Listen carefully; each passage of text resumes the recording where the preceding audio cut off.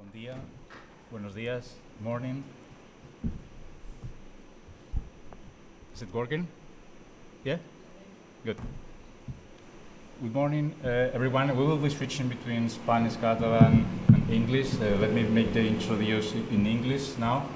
Very welcome to this PhD presentation by Thomas Stempka with the title of Troublemaking, Placemaking, Dissident Bodies, Deviant Acts, and the Queer Act of Undefining Urbanism. This will take place today, so let's celebrate that in this place. Feel all of you very welcome. The act will consist on the presentation by the PhD candidate. He will have between 35-50 minutes for this presentation. After that, the examination committee will have the floor for some comments and questions. Let me introduce to the members of this committee. As a secretary, we will have Professor Dr. Rosa Cerarols Ramírez on my right. As a member of the panel will act Professor Dr. Olivier Vallerand from the University of Montréal. Welcome, Professor. And I will act as a president of the ACT, as a chair of the ACT. My name is David Hernández Falagán from the Polytechnic University of Catalonia. So after the candidate's presentation, we will have some time for these comments and interactions. After all of our comments, we will give the floor again to the candidate for answers and dialogue, comments, necessary questions that could arise during the conversation. And after this dialogue, we will give the floor for any intervention for any doctor in the room that would like to intervene. After that, we will give the floor for a moment to the PhD supervisors. Let me introduce the PhD supervisors are Professor Dr. Mariona Moncunill and Professor Dr. Rubén Martínez. And after that, I will ask all the audience of this event to leave the room for our evaluation of the presentation. And after after this evaluation, we will ask you to come back for let you know our decision. So now I'm giving the floor to the PhD candidate, Thomas Stempka. The floor is yours. Take these 30 to 50 minutes for your presentation. You can start.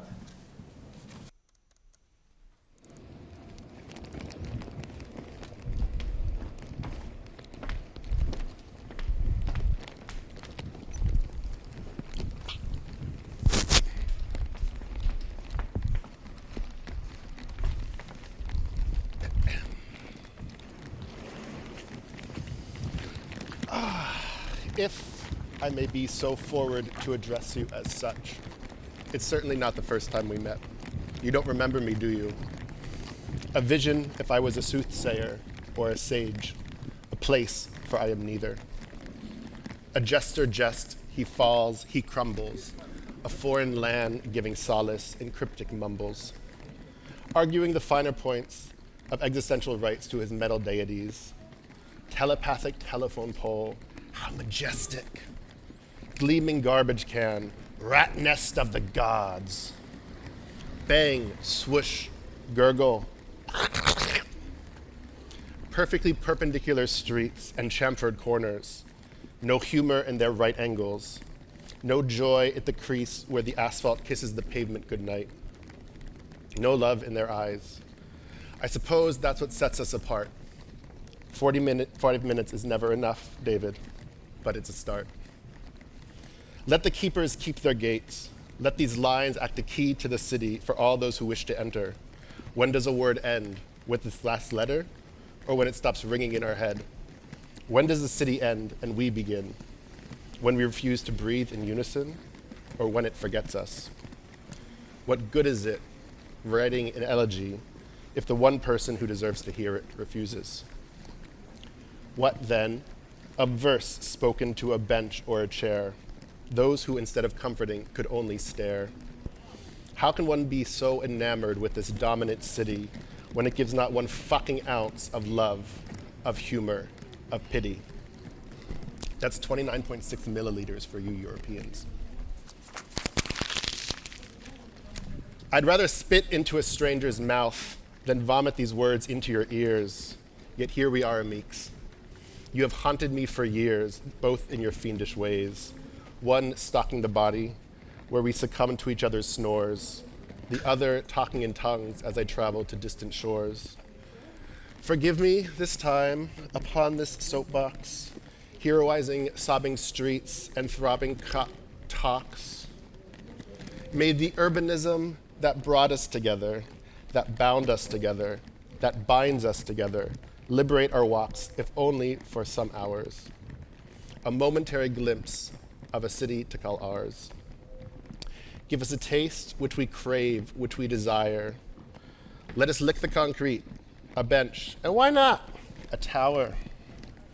A picture without a photo can still be considered photography, so let us codify these walks as pure architectural cartography. As you venture from here to there, on your bed, naked and bare, cross-examine that walk to Aldi. Is it quotidian or is it queer?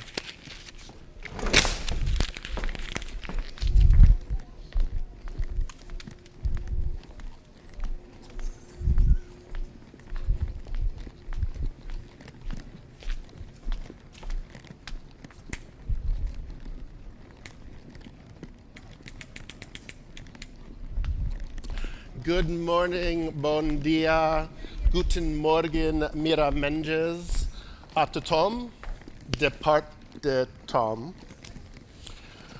It's wonderful to see so many familiar faces in the audience today, but I think some of them might be missing. If I can't see them, maybe I can hear them. Linz, wo bist du? Guten Morgen, Schatzi. Tirana, baby doll, are you here? Good morning. Pristina, you here? You here, girl? Good morning. Well, welcome to Benvinguts a show. Welcome to a show, a road show, a circus, or a labyrinth, a lighthouse, or a ghost story. But wait, Linz, Tirana, Abe. No, there's someone still missing.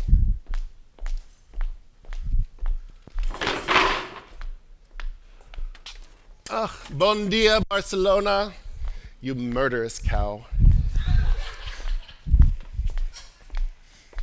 Bonjour. Buenos dias. Bon dia. So I guess we can start the presentation now. Oxford English Dictionary defines urbanism are words that should never start a presentation about urbanism. So the presentation starts now.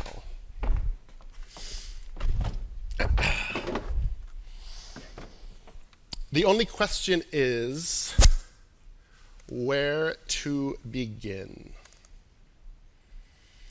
Where to begin? Where to begin? Where do I begin? This project started with the question, what is queer urbanism? The difficulty in trying to define this phrase came mostly from the word queer. It's incredibly confusing, personal, and with shifting definitions over the years, its use as noun, verb, and adjective make for an intoxicating and unclear simple answer. Jack Halberstam's article, Unbuilding Gender, argued Gordon Clark's building cuts could be seen as a queer way of unbuilding a building, which in turn led me to the phrase undefining urbanism, which does not exist in the Oxford English Dictionary. 20 months ago, I was presenting 2 walls over there during my yearly presentation. This is not urbanism. This were the first words from the first reviewer, taken aback, stabbed in the chest, just confused. My mind couldn't even listen to the rest of what this person had to say. What does urban mean to you? What does urbanism mean to you? Everything I just presented are hard cases of urbanism. The other reviewer sensed my dismay and said, I think they mean this is not real urbanism, as if that was any better. Everything you said occurs in the city, but it's not what we think about when we think of real urbanism. Maybe you should consider changing the words to Kayate! That's it. Thank you. Adeu. I slunk off the podium in my glitter heels, trying to comprehend what was happening again. In 2005, it was the Dean of Architecture at Cooper Union who told me I was a clown better suited to study art.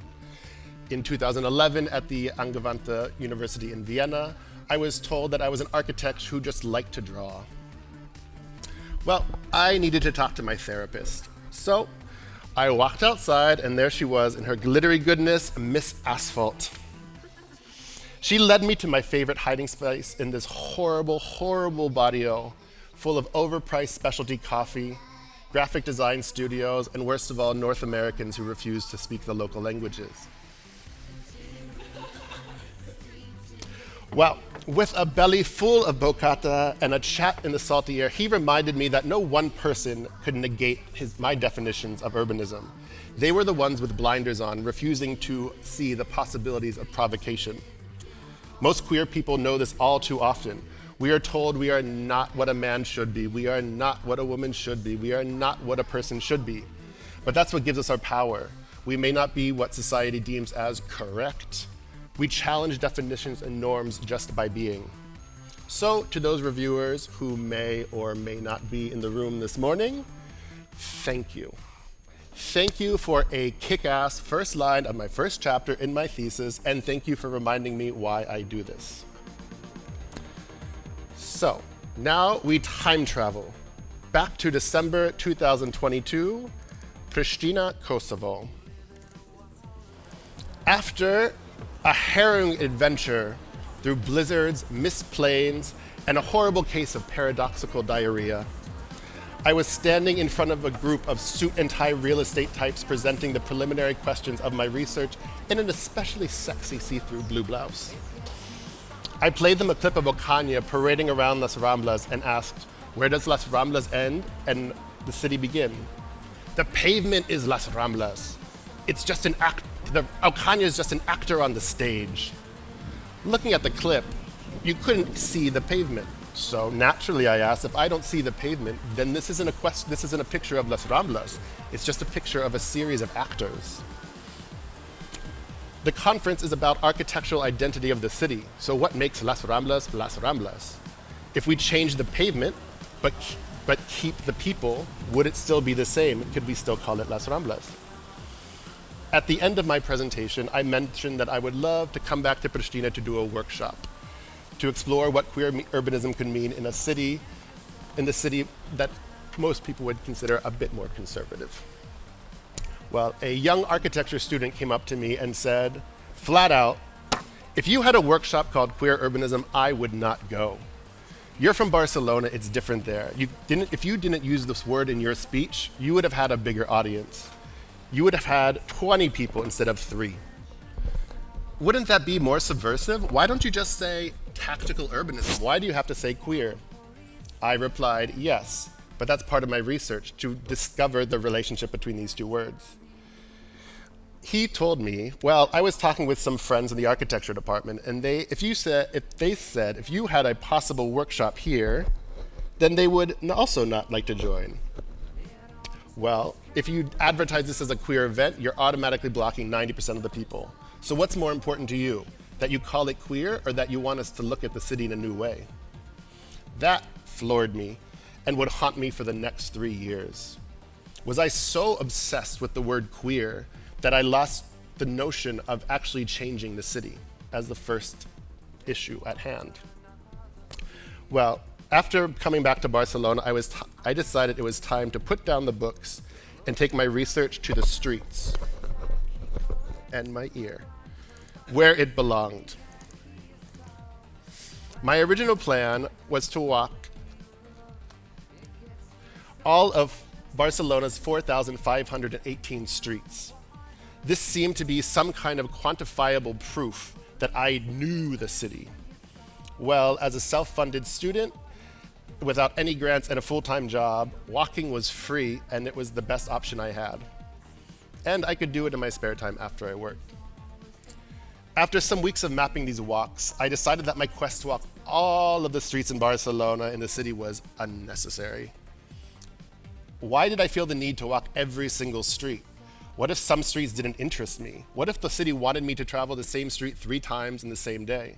Was I beholden to my research, or was I listening to the city? Re-examining these mapped out, over-curated walks, I decided to channel my inner situationist and created activated walks. What does this mean?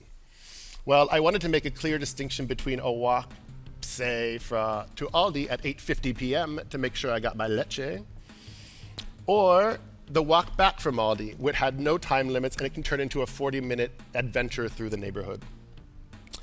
To keep my mind in the moment, to really look and examine my surroundings. And so I created 2 rules, even if I hate rules. 1, no final destination at a specific time. I could not count a walk to a friend's place for dinner or for a date in a bar at a specific time. I had to allow myself unlimited time between start and finish. 2, no using my phone, no looking at maps, letting the city decide where I would float. I allowed myself the use of an MP3 player, this one right here, because it has no screen to distract me. By this way, the background music we're listening to is also the playlist that I used to walk to in the audience. So just letting myself drift around was all well and good, but I needed to inject my research into these walks. So I started to make mental notes. Each week, I had to pick one object which I would describe as queer. An upside-down trash can, a broken bench, a forgotten bra in the tree. This would let me examine the nature of what I meant for an object to be queer or to be queered. It also made me re-examine the relationship I had with the telephone pole down the street, which always winked at me in just the right way. Making lists got a bit tiring, and it was time that I needed to really engage the city. I applied to for monies and grants from every institution in Barcelona to create a series of street performances called Univers Parallel, to bring the historic absurdity and hedonism of Avinguda Parallel to the daytime. Working in an office did not allow me much free time, so I devised a plan that I could go without funding and fit within my 1-hour lunch break. Our clown parades were making people smile, giving life to the street. But there was a sinking suspicion that people thought we were just influencers looking for a couple of followers.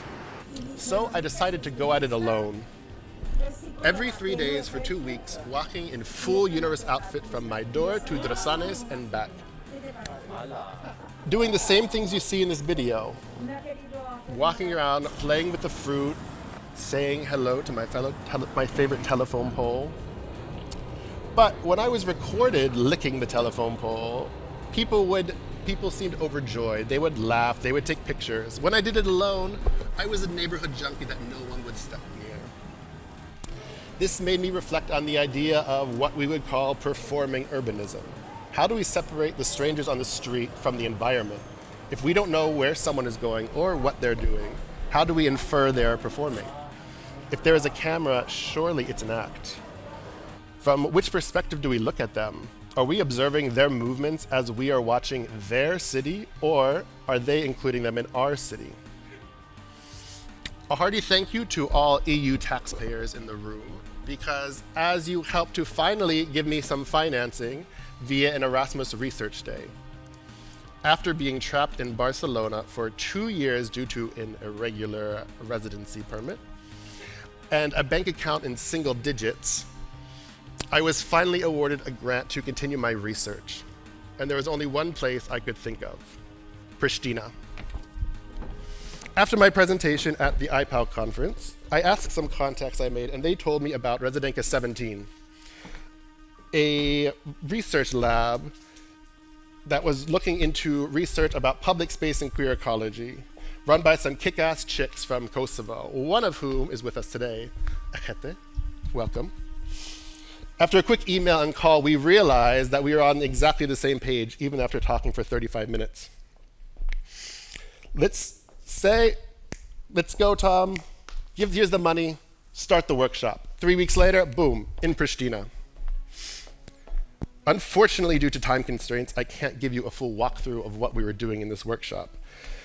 But it is there in chapter 4 for all of your reading pleasure. I gave the participants 5 prompts to work with while in the city. 1, what is your happy place in Pristina?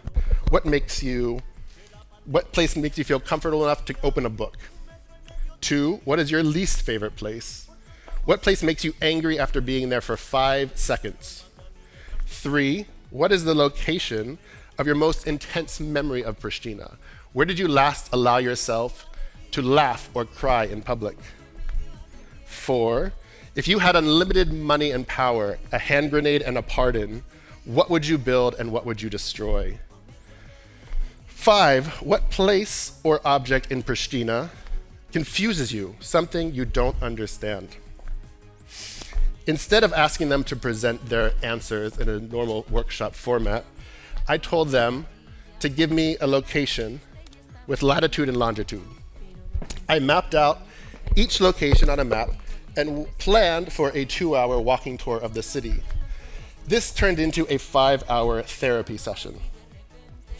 On the last day, instead of having the planned exhibit on the streets of Pristina, we had a hodgepodge, last day collage, 3 hours working together, crying, laughing about what we've learned in the last 4 days. So with the workshop over too soon, I came back to Barcelona with a heart full of hopeful stories and the knowledge of how to better plan my time for the next workshop. Back in Sants, everything was looking up. I had some professional notches under my belt, an invitation for a book chapter, a successfully funded EU workshop, and an upcoming solo show on Combat Yo, where I could finally build something again. Well, my personal life was also great. I was fully employed for a year. My bank account went above double digits for the first time in years. And I was in a strained but fulfilling relationship with a local gentleman, a Catalan gentleman. I met Francesc 2 weeks after arriving in Barcelona in 2020. We were a strange duo. 2 lone wolves who just happened to live 203 meters away and who just happened to enjoy logging into Grindr to check the local goods. His flat was conveniently located on my walk to Aldi. I lived on the first floor, and he would whistle when he saw my light on at 8:50 p.m. because he knew I needed my leche. And that Aldi was clothing. It was a relationship of absurd intensity. To celebrate our 17th anniversary, we walked to his favorite restaurant, Glaciar, on Plaza Real. After a meal of cannellones, we walked around the fountain. To his utter shock, I went down on one knee, whispered so that no one could hear, and said, "Do you promise never to marry me?" Yes! Exactly. Everyone around us, clapping, congratulating these 2 clowns on agreeing to never settle. After my workshop in Pristina, he asked me if he could join me on one of my activated walks. Until then, I made it a point to go at it alone. But I relented. We took a walk around Sants to Terrassa and back. But we got back to Sants, and I asked him the same question he would ask me every week. What was your favorite part of this walk? When you stopped at the Toronto Metro for 40 seconds and looked to the left. I don't know what you were looking at, but I knew it was special to you. He read me like no one else. He noticed when I was staring at a light, at an irregularly blinking light, as if it was the only thing in the world for me. 2 weeks later, he decided he didn't want to live in Barcelona anymore. He would prefer to die in Barcelona. After a period of silence of 4 days, my key couldn't open the door in his apartment anymore. His neighbor and I had to call the cops, who confirmed the worst. He overdosed on a bottle of sleeping pills. That's exactly how I felt. Injecting my personal life into the research had come to bite me in the ass. I spent the next days glued to my sofa, staring out the window. It was over. My stay in Barcelona, my PhD, my research. Nothing made sense. My walks in this neighborhood ended up with me blowing up into a pile of tears, grief waves pummeling me into oblivion at the slightest sense of a stranger's smile. Read this chapter if you want to cry, because I explain it in every painful detail. Why? Because it emphasizes the importance of the context in which the entire rest of the thesis takes place. I could have said, I lost a loved one, or not mention it at all. But it was such an integral event in the process that it cannot be avoided, nor should it. We had a ménage à trois with Barcelona. It was there from our first date to our last. The idea of activated walks vanished. They had become tainted by a ghost. It was officially decided that they would stop this format in November of 2023. After some days of soul searching, I decided I had come too far to leave this city, this project. He had entered my research and I couldn't let it go. And perfect timing, I had a deadline for an article in 4 days and a solo show in 10 days. There is no rest for the wicked, and even less for the clinically depressed. The joy of having a solo exhibition at Cambayot faded away. It was just something I had agreed to 6 months before. But at least it was something to distract me and my grieving heart.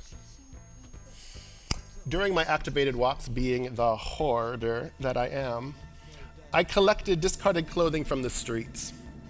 Sometimes for myself, sometimes for others, mostly just for fun. After 6 months, I realized there was an incredible amount of clothing in strange places. Glitter bras in trees, jackets on fences. I proposed to Cambayot a social sculpture where people could add to and take from. A sculpture, come, clothing, come. This was built in a former textile factory where, when I visited the empty site, I noticed that there was way too much space to deal with in just my clothes. After sitting there and soaking all of the tears in all of the clothes, I decided sound. Sound was still missing. From my walk from my house to Cambayot every day, I've recorded sounds from the Plaça d'Osca, Carrer de Sants, and the park around Cambayot. In addition, I went to the archive of Sants to get some recordings on the textile machines that used to fill kept the Looney Tunes industrial heritage. The finished product was a relief. As I took it down and piled the clothes in bags to donate to charity, it was a sign: build up, tear down, move on. It was a life lesson. While this exhibit was up, I had a deadline for one last chance of funding for my final school year. Looking at all the options, I was tempted to go back to Pristina, but I decided to reevaluate my project. Why would I go to a strange city where I don't know? Go there for a couple of weeks, you can't know a city in 3 weeks. Sure, it's enjoyable, but never enough. Especially when I had to be working on my day job remotely on my computer. When the funding came through and this exhibition happened, I had 48 hours to decide where to go, who to ask, and what to do. No Pristina, no Tirana, the fuck out of Spain. So I decided, look to my personal history. I went back to Linz. Linz is where I had studied spatial design for 7 years, off and on. My friends run an art collective called Raumteiler, where they throw cultural events in public spaces. The streets, old churches, factories. And in a time of personal crisis, what is more important, that I dive into the unknown or find solace in the embrace of friends? So I contacted Raumteiler. But what are you actually going to do? And is the deadline really in 12 hours? Said a wise man named Klaus, who is here with us today.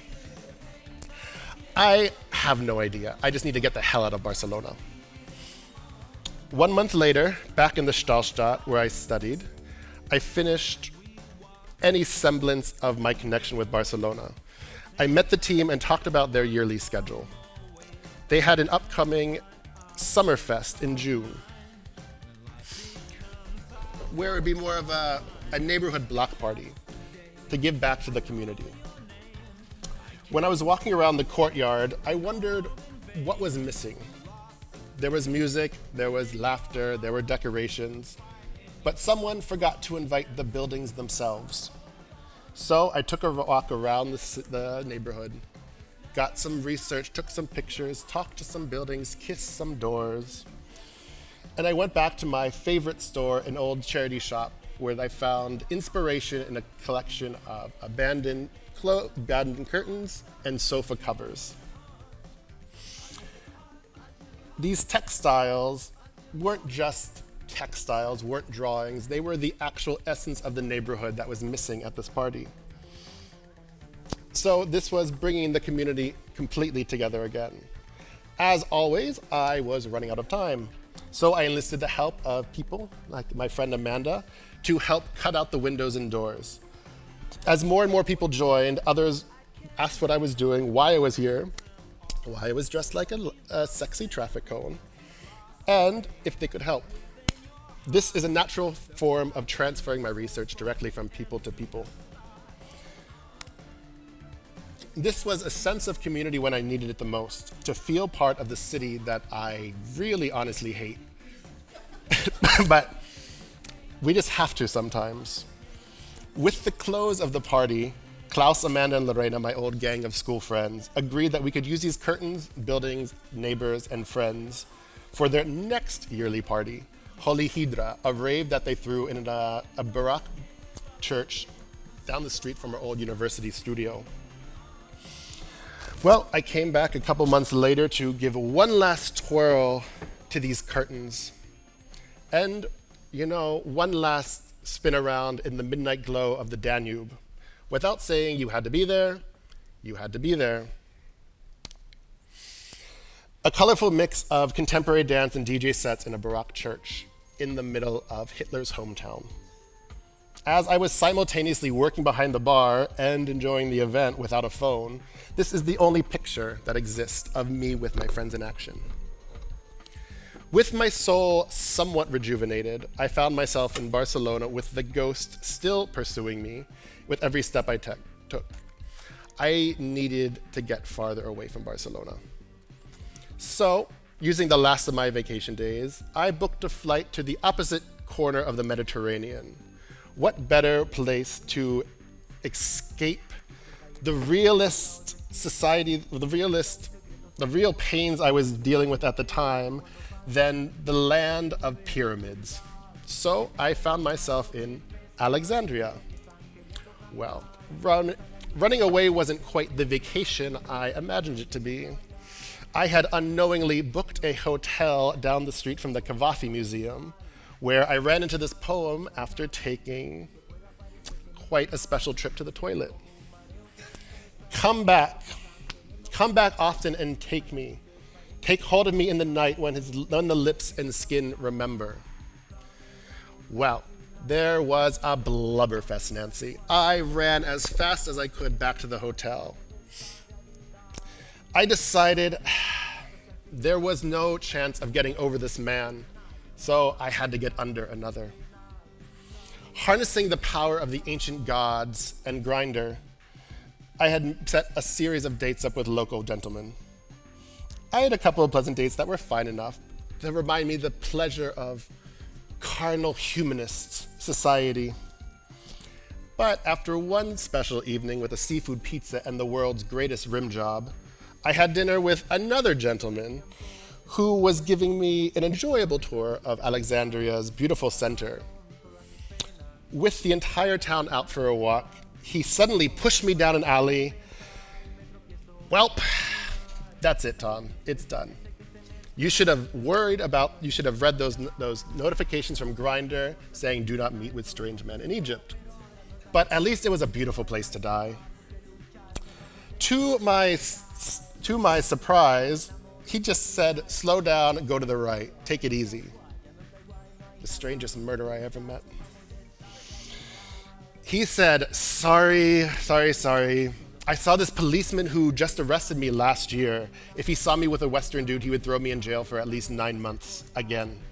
He went on to tell me about the Egyptian police sting operations where they lured young men on the app and would blackmail them and their family for money. Much more calmed down and enjoying some pistachio ice cream on the waterfront, I thought, there is no escape from queer urbanism or this research. With my final year coming to a close, I was granted an extra year because life. One last chance to steal some money from the EU and all of you fine taxpayers. From my connections at Residenca 17, I got the name of Valentina Bonizzi. Also here today, ciao bella, who ran Boulevard Media Art and Institute, another random contact who, after one call, immediately connected with me in my research. As with Klaus, she asked, but what do you want to do? This time, however, I was more interested in using these 2 months to start the writing process. After I gave her my proposed date, she said, wait, we actually have an artist called Astrid here who you get along with great. Do you want to join his workshop? I knew of Astrid because he is a legend in the Balkan circles for his queer performance in public spaces. And even happier that I didn't have to plan a workshop during my lunch break. So we met for 4 days in a magical bunker in Tirana's downtown. Even though it was mainly in Albanian, with Valentina as my translator, I quickly learned about the daily struggle of queer artists in Tirana, the incredible social pressure in which they're under, the fact that many have to stay closeted till the end of their days, but also of the bubbling undercurrent of the new wave of young feminists and queer artists carving out secret niches in this bizarre, bizarre city. Our workshop was intense and ended with an open studio and performance where we examined the idea of creative under limitation, something I felt much too comfortable with. Given a couple of weeks working remotely from the beach town of Durrës, voila, which is going under a radical transformation, sadly into another super yacht marina. The writing process started to kick in full gear. Harnessing the power of poetry, I began to summarize all of these misadventures of the last 4 years. Poetry started to bounce back and forth between research and archival method. This was par for the course, as my planned methods had a tendency to swing back and forth between practice and research, eventually becoming this masterful mess, which is my thesis. While putting this thesis together, Mackenzie Work's various writings started to pop up just when they needed to. Her take on low theory made it clear that my mixing of obscure pop culture references, strange humor, and antiquated books were valid contemporary lines of thought and should be viewed as such. Looking to contemporaries in the design field, André Hacke has been a touchstone since I first learned of his work when I came to Barcelona. However, reading his article, Grindr Archi-Urbanism, I left wanting more. Surely, a handsome, successful Madrileño architect had a little more to do with Grindr than just writing an article about some other users. Yes, it was a fine piece on the politics, but where was the intimacy? This is where I place my research, deeply integrated within urbanism. I don't write about the city. I write with the city. Well, writing has limits of explanation. Yes, there were parts that could have been stretched out, but as someone who has never been called well-curated, I tried my best to keep the writing as succinct as possible, to keep the reader actively engaged, smoothly flowing between chapters over these 200-some pages. Clearly not enough to cover 4 years, but it's a start. There is an entire chapter dedicated to a sampling of some of the stories I left out, such as when I brewed a magic potion using the raindrops of the city, the tears flowing from my face and the buildings, and putting them together to create a magic potion to put a spell on my colleagues here at BAU. Cooler heads prevailed, and I had a panic attack at 6 a.m., was unable to leave the bed, and never showed up to the presentation I planned on bewitching some people. Well, maybe this presentation also just happened to be on Francesque's birthday 2 months after he left. So maybe it was a sign that I shouldn't activate pure witchcraft on people. But it's still a good story. And as we can see from this building, well, I think that's a sign witchcraft is not safe.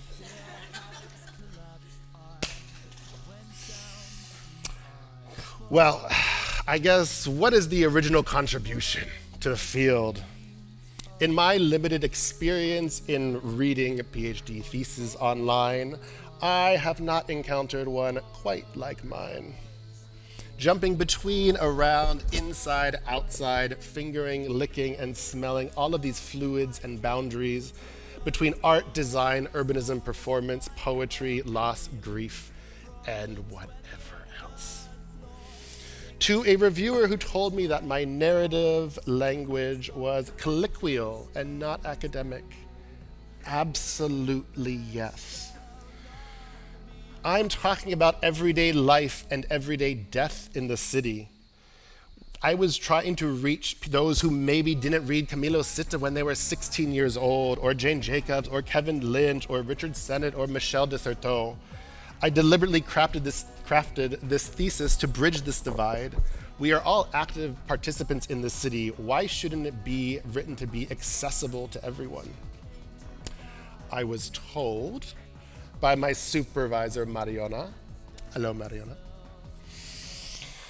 that my narration sounded defensive in the beginning, that it later unwound and became a bit more relaxed. Why couldn't I be relaxed throughout the whole writing process? Because that is how it happened. I was defensive and confused in the beginning and wrote it exactly as it happened.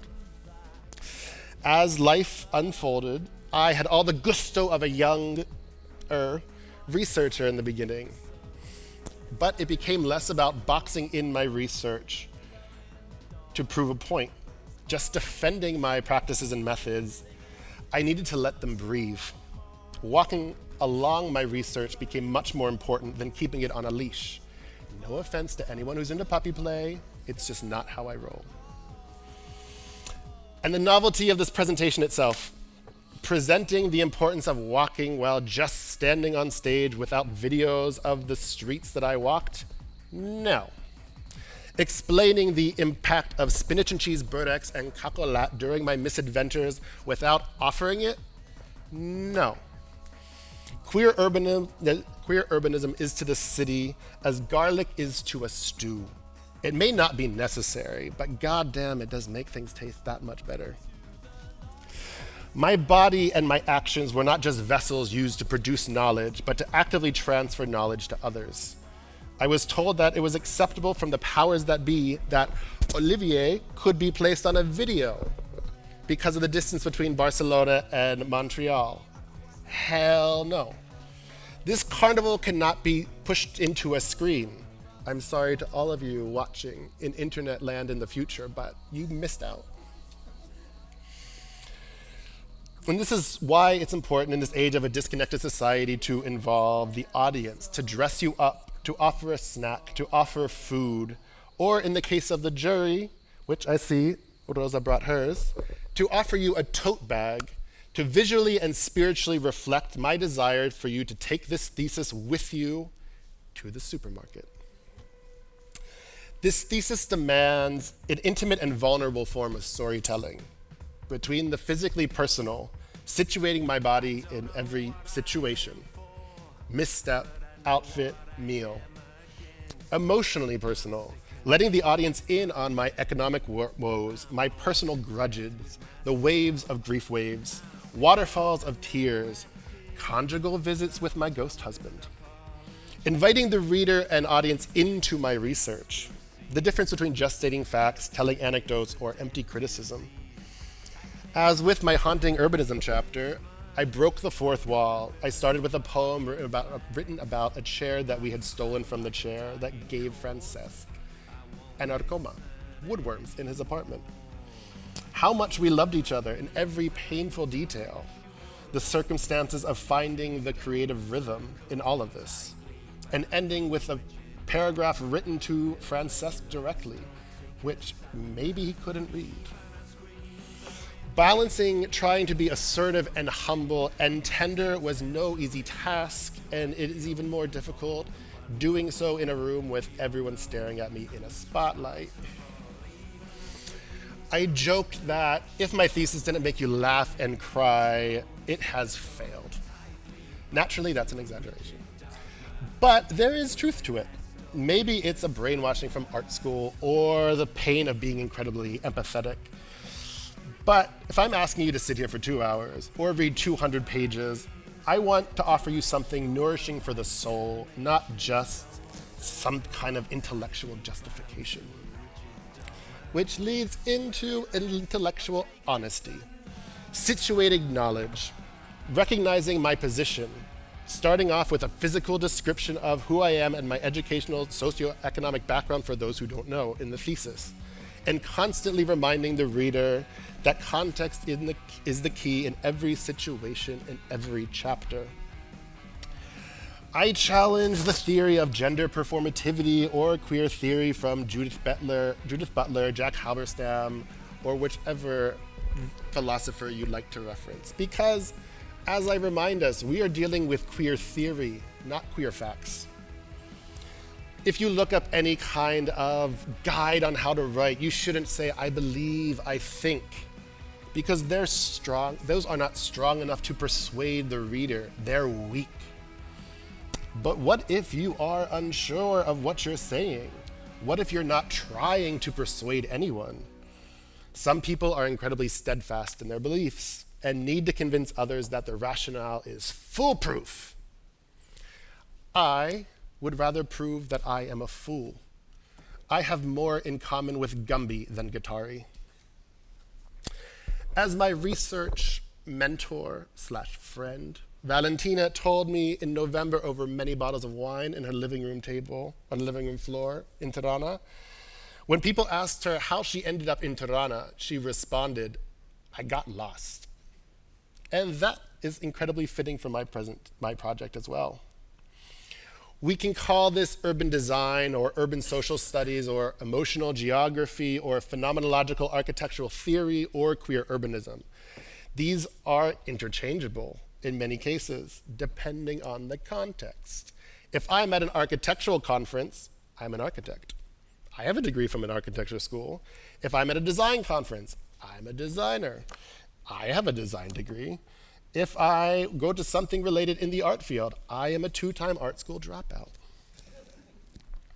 But there must be a realization that many of the questions and projects in this thesis existed somewhat in my artworks before and will probably continue after.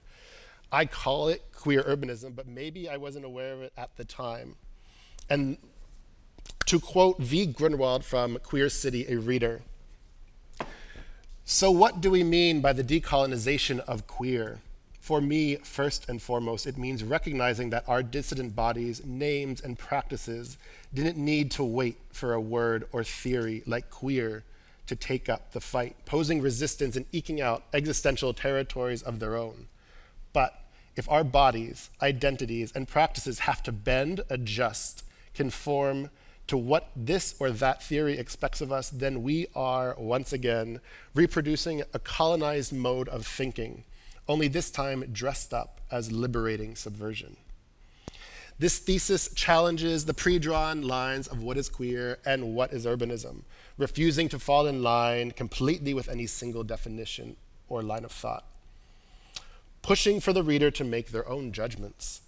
It is no more than a snapshot of my research between 2021 and 2025 in this European context, plus the Egyptian rim jobs.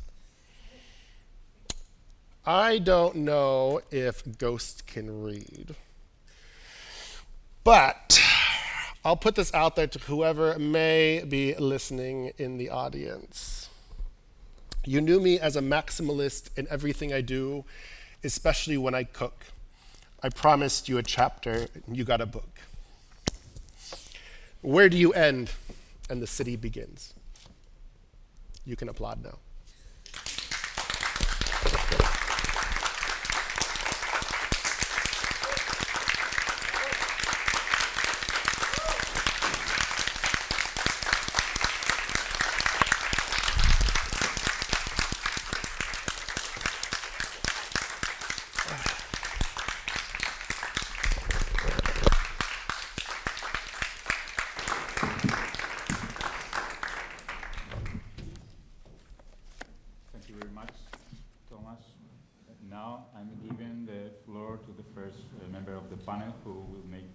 Her intervention. So, doctora, Professor Rosa Cerarols. Felicidades, muchas gracias por esta exposición. Voy a hacer un poco mi intervención en castellano, también porque creo que lo entiendes y también porque estamos en Barcelona. Hubiera preferido hacerlo en catalán, pero dadas las circunstancias no. Pero creo que la diversidad lingüística en ese acto o en ese tipo de actos es importante. Bien, en primer lugar, pues felicitarte, Thomas. Yo por un momento no sabía si estaba en un show de Marc Salicru. Estaba como así como pensando, digo, ¿qué va a pasar más en esa presentación? O también en uno de los espectáculos de Arantxa La Buena, que no sé si conoces, que trata... Luego te voy a hablar de ella. En todo caso, ha sido una presentación de tesis para mí relevante, muy sentida y que refleja muchísimo tu trabajo. También para empezar me gustaría agradecer pues, el trabajo de los codirectores de esta tesis, agradecer la posibilidad, ¿no? de dar la posibilidad de realmente llevar a cabo una tesis así que se pueda defender. Lo digo en el sentido de que yo soy geógrafa, me doctoré en 2008 y cuando yo hice el doctorado, ahora ya es como hace mucho tiempo, yo hacía estudios de género. Y el reto era defender una tesis doctoral con perspectiva de género. Ese era el debate en ese momento. En 2008 todavía teníamos que defender el hecho de poder plantear una tesis feminista y en perspectiva de género. Estando hoy aquí, creo que hemos avanzado muchísimo en hecho, ¿no? de poder estar en una disciplina completamente transdisciplinar, donde se mezclan muchas disciplinas diferentes y al mismo tiempo no estamos hablando de una perspectiva de género, sino que estamos incluyendo, ¿no? una discursividad, una forma práctica, pero también teórica, de salir, ¿no? de las dicotomías del binarismo y con eso pues, realmente ampliar lo que sería la creación de conocimiento entre las disciplinas, entre el cuerpo y la mente, ¿no? Y en ese sentido yo lo celebro muchísimo. Celebro también mucho los procedimientos que han ido alrededor de esta tesis doctoral desde el momento que yo recibí la tesis.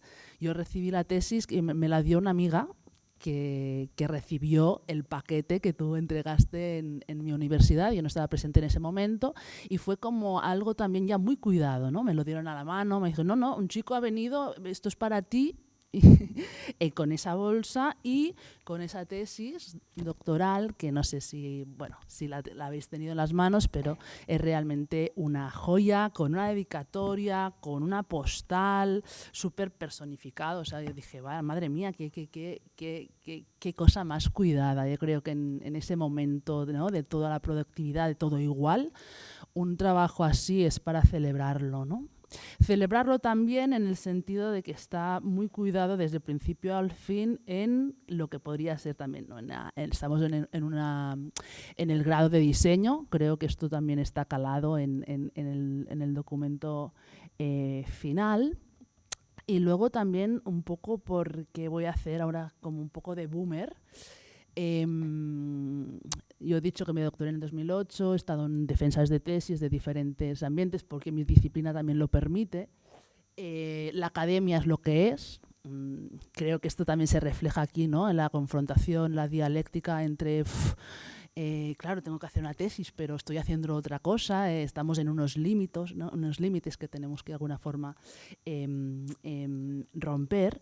Pero sí que es verdad que actualmente la ciencia, actualmente las tesis, actualmente la producción de conocimiento está alrededor de la IA. Todo es IA. Yo, profesora, tengo que vigilar la IA. Cuando tú estás escribiendo, tienes que vigilar la IA. Cuando tú estás evaluando, tienes que estar pendiente de la IA. Entonces, tener una tesis como esta es como, ¿what? Claro. Es que la originalidad, ¿no? Ese yo, ¿no? Perpetuo en esa reflexión es fundamental. Así que para mí esto es ya como un gran éxito. Luego, leyendo la tesis, yo me he ido con tu tesis al Aldi, no voy nunca al Aldi, pero he ido a Aldi porque digo, esto es una señal, o sea... he ido a Aldi, digo, voy con la tesis a Aldi, voy a hacer también esta activación de pasear, yo también hago proyectos con el andar, y digo, no, tengo que intentar ser un poco Thomas, ¿no? Para entrar en esto, ¿no? Y ese sentido me ha sido como muy inspirador, en realidad estoy como súper inspirada por todo lo que has abierto dentro de intentar cerrar en un documento escrito, ¿no? Y eso se ha visto también en la activación de esta performance que has hecho. Como tribunal académico tenemos que rellenar unos documentos que tenemos que hablar, ¿no? Los objetivos los objetivos que se ha llegado, la originalidad del trabajo, la metodología, pues bueno, y que si esto tiene sentido en el campo de investigación, ¿no? que se ha realizado. Es muy difícil para nosotros o para mí poder desgranar, ¿no? de todo el complejo realizado con esa sensibilidad y esta práctica creativa al intentar hablar, ¿no? de en ese caso, urbanismo. Entonces, para mí creo que el reto no es poder separar, sino generar otra forma, ¿no? más abierta de relacionar todo este elemento que me parece súper bonito, ¿no? Que tú empiezas aquí con una pequeña cita, que es que luego dije, es que todo está pensado, ¿no? Y termina con esta, pero nosotros no lo tenemos al revés. Pero dije, no. Y luego me da páginas para yo poder apuntarme cosas que realmente me he apuntado. No tengo muchas cosas para decirte y preguntarte en el sentido de toda la aportación que creo que se explica por ella misma. Yo creo que es una tesis que podría haberse presentado como de escritura creativa. Creo que hay un trabajo enorme de escritura en ese trabajo que yo valoro hasta donde puedo valorar, porque no vengo de disciplinas lingüísticas, pero sí que he apreciado muchísimo este detalle del texto, de la profundidad, del tachar, del mencionar, del adjetivo, del superadjetivo, de la contraindicación de la metáfora. O sea, es como lingüísticamente, yo creo que a lo mejor en un departamento de lingüística habría sido también una muy buena tesis. Luego a mí me has hecho viajar en mi trayectoria como académica y celebro hoy estar en una presentación así y también en toda la reflexión que deriva de una aportación tan particular y tan única y tan exclusiva. En cuanto a las aportaciones más expandidas de tu trabajo, quizás sí que me interesaría poder que me hicieras alguna reflexión sobre el papel de la gentrificación cuando hablamos, ¿no? de toda esta abertura vinculada con lo queer y también con la ciudad neoliberal, ¿no? Si esto me lo pudieras también, pues de alguna forma articular más en un sentido de conversación. Luego también, ¿cuál ha sido la responsabilidad que te ha movido a terminar haciendo ese documento? O sea, ¿qué responsabilidad te... Porque yo me pregunto, vale, sí, troublemaking, vale. Si tú no hubieras tenido las limitaciones que hablas, ¿cómo hubiera sido tu investigación? Y luego, una vez explicado el percurso de ese trayecto, ¿no?, que se termina hoy, what's next? O sea, la movilización de la responsabilidad o del enfoque hacia dónde va, ¿no? Estos serían como mis preguntas que me gustaría tener quizá una conversación. Y luego también tengo como muchos trabajos para comentarte o para darte a conocer, que no están citados en el trabajo, no hace falta, pero quizás son propuestas también más híbridas y más locales, que quizá también te pueden servir en todas las partes que tú has presentado en la investigación. Desde la perspectiva de esta realidad tan interlocal que tú has conseguido tratar con tus itinerarios, con tus performances, con ese archivo que has ido, ¿no?, recolectando, que todo comprende también su parte académica. A mí, por ejemplo, me hubiera gustado una reflexión más sobre el poder de las atmósferas, de la atmósfera que existe, ¿no?, en la creación de estos espacios, sean urbanos, no urbanos, ¿no?, o sean queer o no sean queer, o sean superqueer. Quiero decir, tenemos geógrafos que han trabajado sobre estas atmósferas afectivas en el campo de las geografías no representacionales, donde aquí tenemos un geógrafo que se llama Kim Bunastra, que ha estado trabajando muchísimo esto. Yo creo que quizá darle, o reflexionar sobre esto también puede contextualizar en el marco teórico algunas de tus aportaciones. Sobre la práctica de la investigación en arte está también la tesis de Pau Catà, que hizo la tesis en Glasgow, que creo que también te puede dar algunas pistas, si quieres seguir avanzando con esto, que pueden ser importantes. Sobre la performance, Graham Bell, que está ubicado en Valencia, creo que puede ser también un objeto de intercambio, creo que os entenderíais muchísimo, y él hizo unas performances súper queer, fuera del ámbito urbano, en un festival que se hace en Santa Bárbara, no California, sino Terras de l'Ebre, que se llama Rijijiu, ¿no?, que es un poco queering también del rural. Creo que con Graham Bell también podrías hacer como una muy buena sintonía. Luego hay otra tesis que se defendió en la UV, en geografía, pero que también creo que te puede inspirar bastante desde esta perspectiva que creo que te interesa. Es la Tania Chearreta, que es espacios domésticos, porque una cosa que también me interesa es que no has distinguido mucho entre las distinciones entre espacio público-privado, ¿no?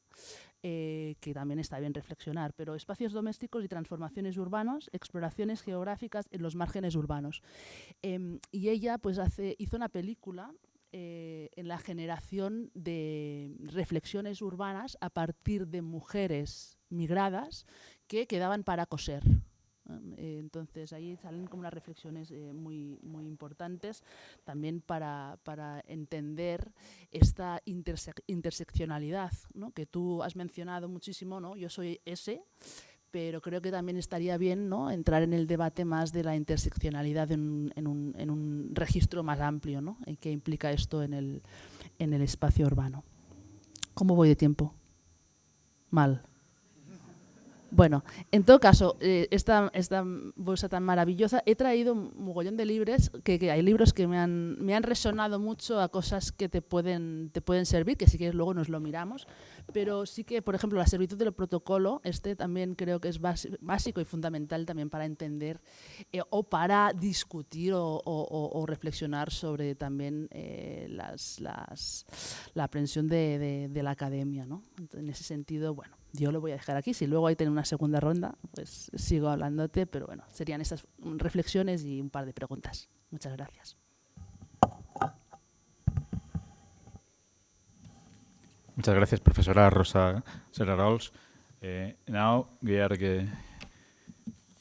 giving the floor to Professor Olivier Vallerand. Please. Okay. Do you hear me? Yeah, perfect. Thank you. Thank you for both the dissertation and the presentation. And I think I caught most of what Rosa said, so I think I won't be repeating too many things, but sorry, my Spanish is still not that good, so I'll be speaking English.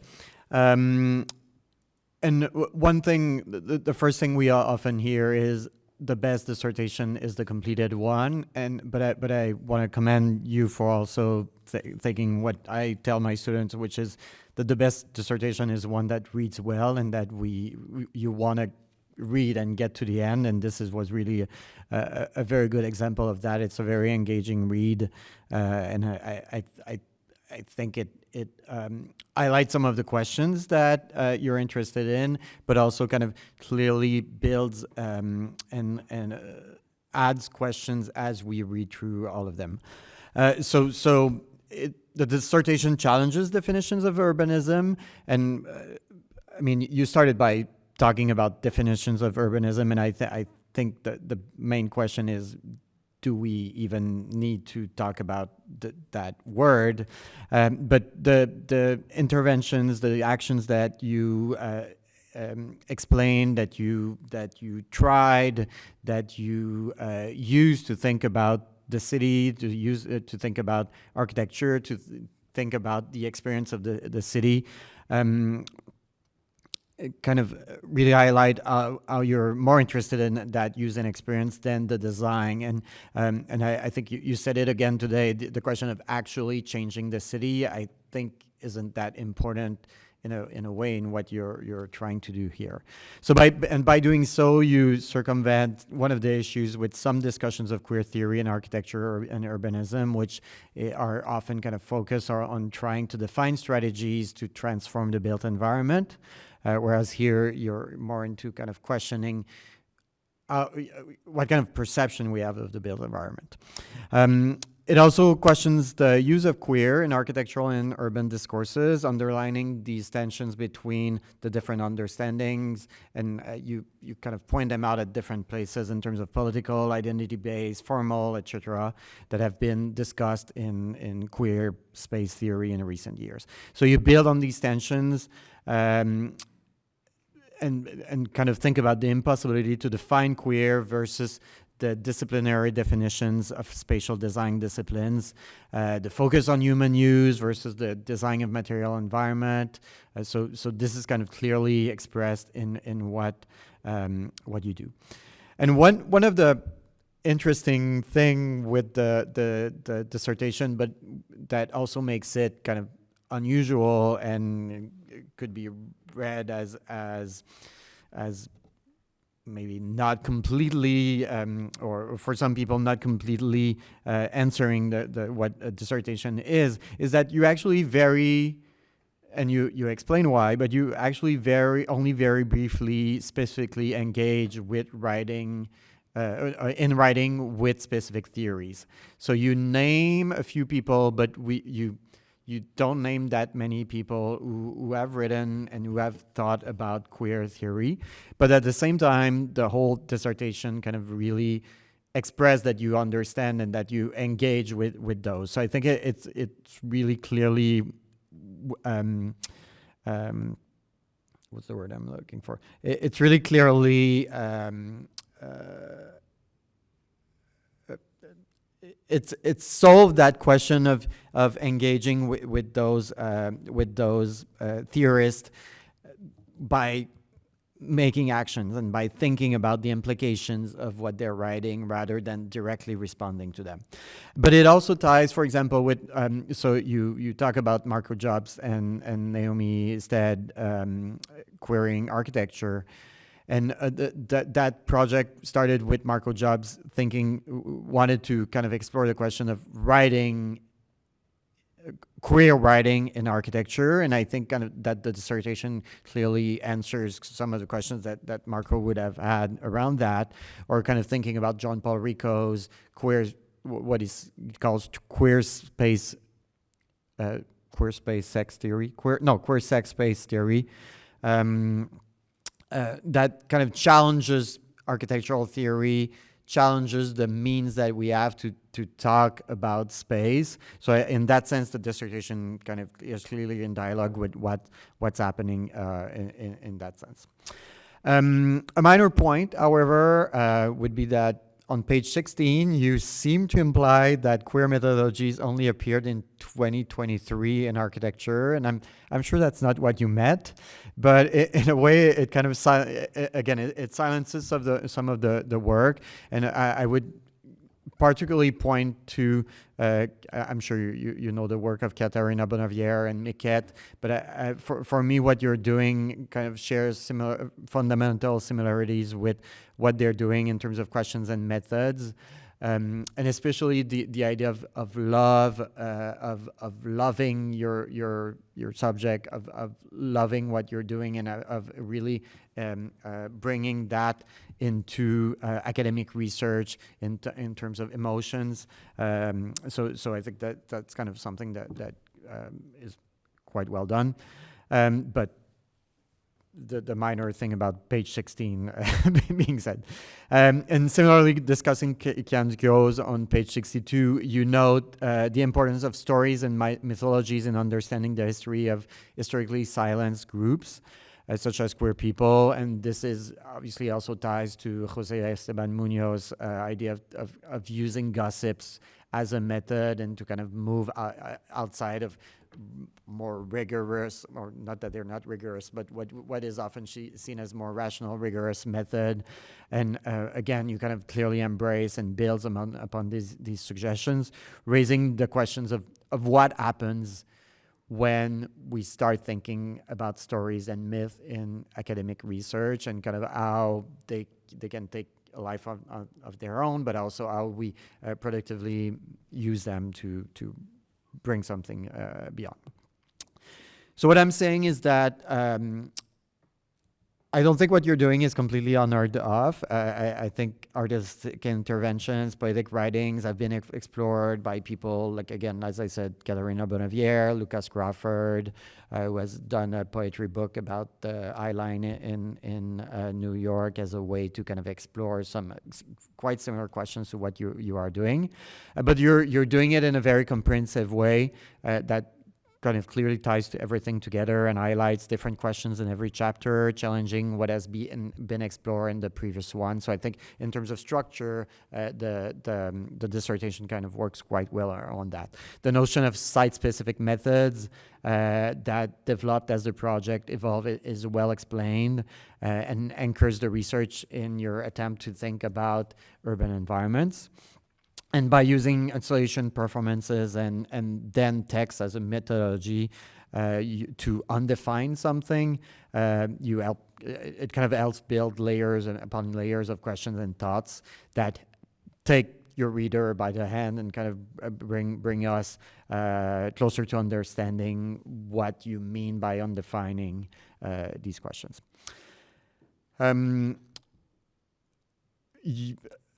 Your methodology is appropriately messy. I mean, I'm a fan of messy methodologies. I think in terms of queer theory, it makes sense.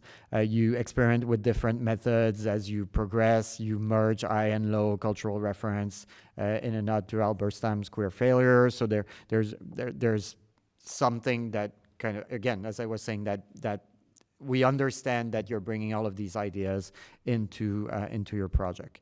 But I still think that the methodological contribution could gain from an even stronger critical discussion. You make very strong points in the introduction or the first parts and the conclusion, but I think in the context of the dissertation, even more could be done in terms of exploring what others could learn from these methods. So I know you talked about the idea of what's your contribution, but I think it's really making a strong contribution, and I think you could gain from explaining and reflecting on the autoethnographic aspects of the research.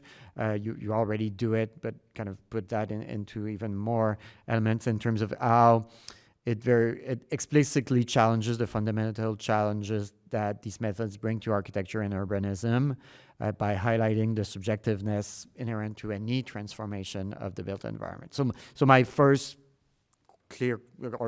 questions would be, how do you hope others build from what you developed in your dissertation? Kind of what you say it at a few points in the dissertation that no one will read it, but I'm not sure that's true. But if people read it, what do you hope that they do with what they've read?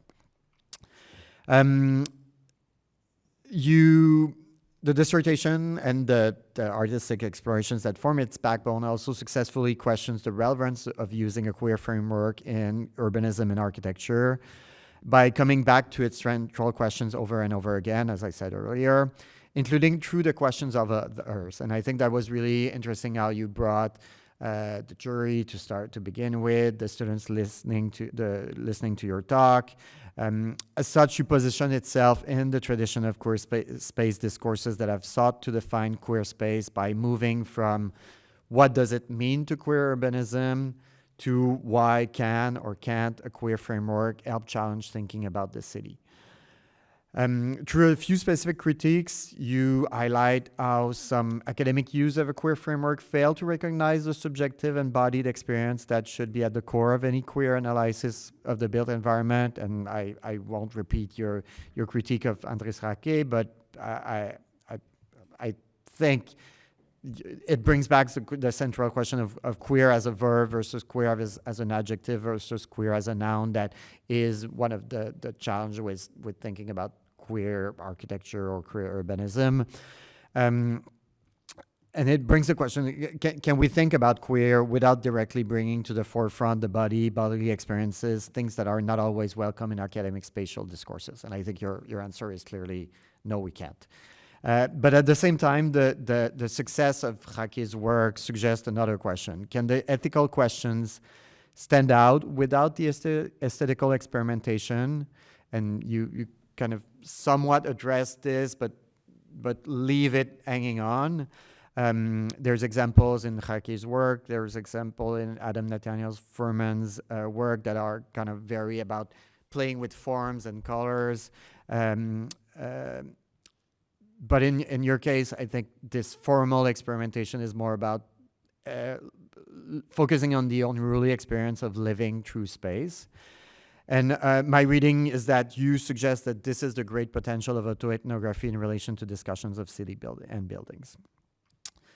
So I'm almost over in that. So you also, at some point, kind of, especially when you're talking about your discovery of the queer city, a reader, and you're kind of reacting to, oh no, someone else is thinking about similar questions. I think this is the other thing that your dissertation brings, is that it underlines what are the challenges of queer visibility in academia in terms of should queer thinking be about more than just making visible LGBTQ people or sexuality in academic discourse? Or should it be about presenting major epistemological and methodological critiques? Those are kind of these big questions. But at the same time, as you're saying, there are so few projects doing this currently that we still need to make visible this work and to hear queer stories. And going back to the beginning of the dissertation, you point out that the number of publications, conference, exhibitions on queer space has much increased in recent years. But how can this positioning of your dissertation in a growing field of queer approaches to architecture and urbanism be seen versus recent political events, political shifts in many different places in the world, and thinking about where queer theory and architecture first emerged, which is mostly in the US, and the political context in the US. So I was talking with colleagues in thinking about queer space recently, and there's that backlash is kind of creating a very difficult situation. And you note it on page 175, 176, when you talk about the disappearance of trans and queer from US government website. So my second question would be, what does your dissertation offer in the current political context and kind of some of the challenges that are made to thinking about queer? How do you think it would differ if you started it today? And you also raise questions in many different places about talking about queer in a open context versus in a conservative context, but kind of what does that mean in terms of what you're doing? And finally, the dissertation, I think, successfully argues that a queer reading is directly related, if not synonymous, with undefining something. At the same time, it still argues for the importance of naming things as queer. As the question from chapter 14, it's your last regular chapter, asks, what do you lose by someone calling such actions, performances, situations, locations queer? So my last question would be, can you answer that? So, and I think it goes with the previous question in terms of kind of what does it mean to do what you're doing in 2026 here.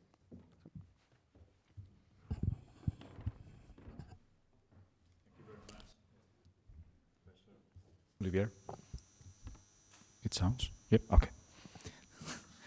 So now I'll share my own comments. I will do so by reading some notes I prepared during the reading, because I knew that I was going to be shocked after the presentation, so I think I prefer this way. So I would like to begin by acknowledging and celebrating the work presented by the doctoral candidate, Tom. Regardless of nuances, observations, critical remarks, or questions that may be raised from the work, and which my colleagues on this panel have already addressed in a very insightful manner, Thomas' dissertation clearly demonstrates his ability to engage with the research of a complex, unstable, fluid, interpretable, blurry, but at the same time necessary object of study or fight. So your work is undoubtedly, this is in my view the most important thing that can be said at the moment of emancipation from that a doctoral thesis represents, a valuable contribution to the cross-disciplinary knowledge between queer theory and urban studies, deliberately avoiding the established canons of both disciplines. I honestly believe that the primary value to be assessed in doctoral research is the capacity to produce knowledge. You mentioned also to transfer it. And I believe that this goal is achieved in Tom's research, regardless of whether it is academic or anti-academic, orthodox or heterodox, or of the labels we might want or know how to assign to it. If any becomes evident throughout Tom's work is precisely, paraphrasing Mike Michael, his ability to interrogate the research process itself. For this reason, allow me to begin by congratulating the doctoral candidate and by extension his supervisors. Although neither the thesis nor its mode of expression shows a strong comfort with academic orthodoxy, I will adopt an orthodox position in my intervention precisely as a sign of respect for this ritual that accompanies us today and accompanies most forms of knowledge production, and because this particular work deserves it. In any case, in line with many of the observations already made by my fellow panel members, I will keep my intervention brief and focus on highlighting some aspects that I consider especially valuable. I will begin with some general considerations. So Thomas' research makes highly relevant contributions through its use of creative, critical thinking applied to urbanism and urban studies. While engaging with a thematic or an theoretical framework that is recognizable through hegemonic power logics of urban space, and while acknowledging a significant state of the art, primarily from perspectives of gender studies, feminism, decolonial dissidents, openness studies, Tom's work, which is also situationist in spirit and not far from phenomenological, sometimes even existentialist sensitivity, formulates an observational hypothesis that brings this critical reading on the city into dialogue with queer theory and its implicit spatial dissidences. So to this end, the dissertation proposes knowledge production through artistic practices as a methodological tool developed as a research process in itself. It is, in this sense, the most relevant value of the research lies precisely in the originality and unpredictability of the working model, which becomes a self-documented narrative in the form of a derive. But at the same time, this narrative continuously interrogates the initial hypothesis and even questions the very existence of a queer urbanism. The thesis develops as a practice-based artistic research project articulated through an auto-documentary biographical narrative. Thomas refers to this as auto-ethnographic narratives, and he describes that as accumulated misgivings, adventures, and missteps across every street and plaza encountered in the research project. The artistic practices involve dialogue with one another, in some sense deriving from one another, and include participatory observations, actions, these activated works, installations, performative actions, all of which are capable of registering feedback and impact. What I find essential in your work is that along the way, poetry emerges, sometimes explicitly, sometimes even in the form of a love letter, as demonstrated by the document itself. So both the theoretical framework and the research proposal find in this method a creative format for knowledge production. The work is driven not only by critical thinking, but also by pure methodological courage, sometimes bordering on kamikaze-like bravery. From my point of view, this courage does not fundamentally compromise issues related to the rigor expected of a doctoral exercise, such as the critical definition of the theoretical framework, which I would describe less as a canonical framework and more as a, I would say, framework of militant concern, gradually transforming throughout the thesis into a framework of opportunity. So the scope of the gaze is unquestionable, metadisciplinary, and readers from different knowledge domains related to public space and the city have much to learn from the theoretical excavation proposed there. I also find the structural model of the thesis genuinely interesting, and it places the reader within a self-referential literary derive, a record of experiential drift activated by the doctoral candidate's bodily commitment to the exploration that constitutes the object of research. These personal experiences, which you define as situations, sinkholes, or stanzas are even explicitly described as a regurgitation of personal experiences. But I would like to emphasize the idea of commitment in there. So this may go unnoticed here, but for those of you who I mean, you don't know me, I mean, I used to use a metaphor in my design classes, which is the plate of fried eggs with bacon. And in that dish, the chicken is involved, but the pig is committed.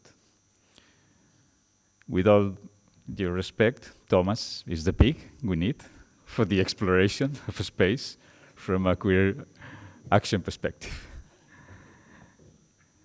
It is this commitment that enables the development of qualitative observations demonstrating the capacity of critical interaction to redraw values, hegemonies, or even agencies within public space in the city. Then from a perspective of enriching the debate, rather than criticizing the text, I would like to remark that everything that I say from this point onward has to be understood in the most constructive sense. I believe it is also worth mentioning some aspects that emerge from the reading. So knowledge production within contemporary academia, especially in the context of artistic practices, is often approached through dissidence in formats and innovation in structural models of knowledge production. So therefore, the justification of the chosen model for methodology, and the methodology should not be confused with the narrative of the research itself, which may develop its own language, narrative model, recording methodology, cartographies, and so on. So it is precisely within this discussion that the opportunities inherent to the artistic language of the work emerge. Opportunities that are often worth exploring in order to identify the most effective ways of transmitting emotions, activating thought, or sharing knowledge.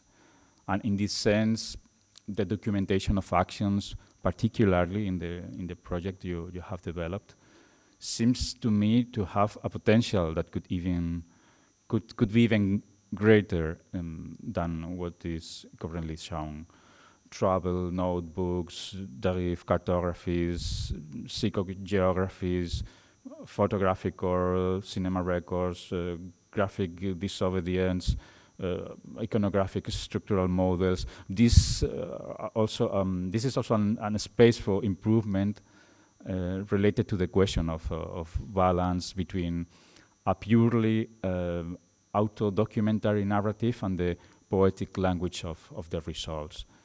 Therefore, if I were to pose a question at this point to the doctoral candidate, it would concern how you foresee the continuity of this research and to what extent the documentation of events, the register, the archive of them might take on a more prominent role, let's say. So to conclude, and I would like to highlight two issues that I consider fundamental in the work.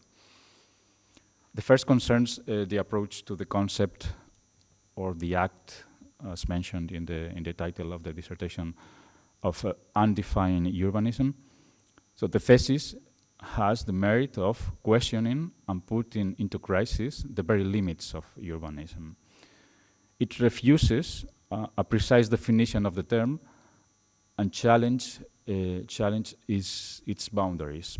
So in your words, you aim to expand the knowledge of what we refer as urbanism by undefining it.